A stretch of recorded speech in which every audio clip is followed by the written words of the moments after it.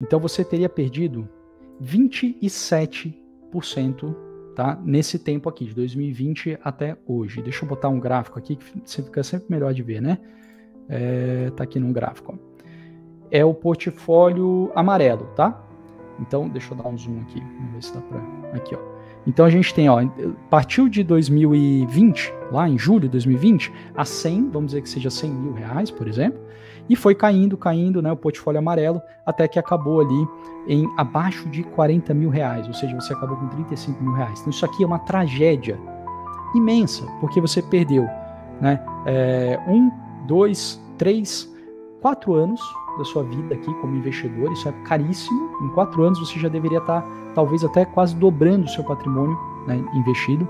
Então você perdeu 4 anos da sua vida como investidor e perdeu aqui 60 e poucos % aqui do seu patrimônio, dos ativos com os maiores dividend yields. E aí você pode ver no apêndice o que é o cálculo do dividend yield. Mas basicamente é o seguinte, é o quanto que essa empresa pagou de dividendos numa certa data versus o preço dividido pelo preço que a ação estava lá naquela data que ela decidiu pagar esses dividendos. Então isso aí dá como se fosse uma taxa, não é bem uma taxa de retorno, mas é como se fosse isso. O investidor que comprou a ação ali por aquele preço, X% voltou para ele em forma de dividendos. Então o dividend yield normalmente a gente está falando de 3%, 4%, 6%, 8%, já seria um dividend yield bem alto. Então o que eu trago como recomendação e dica para você, né, sugestão é especialize-se nos dividendos, nas ações pagadoras de dividendos. Isso vai te dar muita proteção, isso vai te dar um pré-filtro absolutamente poderoso, e vai te permitir ganhar da renda fixa com facilidade. Dividendos. Eu quero empresas que paguem dividendos. Porque isso já me joga lá na frente, como você está vendo aqui no pré-filtro. Já me joga com empresas lucrativas, já me joga com empresas que me remuneram, né? Remuneram os donos na forma de dividendos. Não comprando frota de carro, comprando lancha, comprando avião dentro da empresa. Né? Não tem isso. Né? Vai remunerar via dividendo. E aí depois com o dividendo cada um faz o que quiser. Então, você se especializar e falar, olha, nesse horizonte de dividendos, né, de empresas que pagam dividendos, eu quero entender, quero esmiuçar e quero viver disso, né, quero viver com essa renda de dividendos. E toda concentração pode dar muito certo ou pode dar muito errado. E especialmente uma concentração em uma empresa cíclica, como é a Vale, é cruel.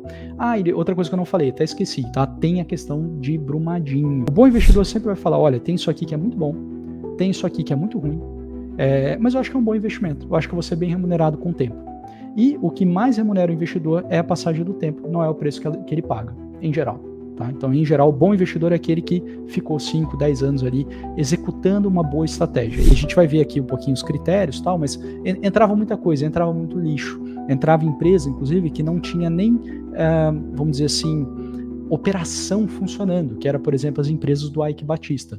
Sem entrar no mérito de se a empresa era boa ou ruim, mas o fato não era uma empresa operacional, era uma empresa em fase, vamos dizer assim, de lançamento, e já estava no índice Ibovespa. Isso é uma tragédia, porque o passar do tempo ele precisa remunerar você. Quando você perde dinheiro, depois de um tempo, você perdeu tempo da sua vida e perdeu dinheiro. Você perdeu duas coisas extremamente valiosas. Então, presta muita atenção nisso que eu vou te ensinar aqui hoje. Tá aqui, ó. Então a gente vê que a Vale 3, a ação da Vale, corresponde a 10,8% da composição do índice. Depois vem a Petro 4 com 7,5%, Itaú, e aí a gente vê, por exemplo, a Petro 3 com 4,5%. Então se a gente somar Petro 3 com Petro 4, que é a ação ordinária preferencial da Petro, já está dando aqui 12%. Então 12% do Ibovespa é apenas de uma empresa, a Petrobras. É uma concentração muito grande. A gente vai trabalhar um pouquinho mais, principalmente na próxima live, essa questão de diversificação da carteira, mas você já começa a ver características do Ibovespa, então é um índice super concentrado. Imagina você investir nas piores ações do Ibovespa. Então é óbvio que você não vai fazer isso. Você vai tentar investir bem, né? Eu vou te ajudar ali, a gente vai ver bastante coisa na próxima live, na outra live, mas enfim, você vai tentar montar a melhor carteira possível, mas vamos supor que deu errado e você acabou pegando as piores ações do Ibovespa, tá? E isso é uma coisa, ou seja, você tem um pré-filtro e você acabou pegando as piores daquele pré-filtro sem querer. Se você tiver um pré-filtro bom, a diferença é que as piores não serão tão ruins. Então, não sei se isso aqui é muito complicado, mas a grande diferença de um pré-filtro é isso. Se você não tiver esse filtro inicial, você corre o risco de montar uma carteira de ações que vão te render muito mal ou até, né, vão te perder patrimônio, né, vai reduzir o seu patrimônio. Então, se você quer ganhar da renda fixa e proteger o seu patrimônio da inflação, você deve começar com um pré-filtro de ações muito bom, né? Essa é a base para você selecionar suas ações e ter sucesso na Bolsa de Valores. Ficou claro aqui? Ficou alguma dúvida? Bota aí no chat. Se deu para entender, as piores ações do Ibovespa seria uma tragédia absurda.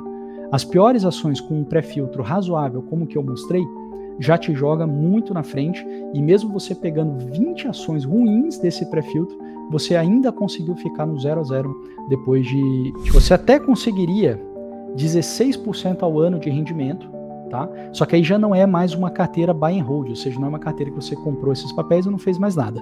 Essa outra carteira aqui de 16% ao ano, você já tem que usar coisas que eu vou falar não na próxima live, na outra live, tá? Então, que aí já envolve timing, ou seja, você comprar as ações na hora certa. Então, hoje aqui eu estou falando do pré-filtro, né? Você ter um horizonte ali, um grupo de boas ações para você investir. Depois, mais para frente, a gente vai ver dessas, qual tá bom você comprar agora, né? E qual tá bom você esperar. É esse tipo de coisa que te leva, por exemplo, a conseguir 16% numa carteira que no buy and hold teria dado 0.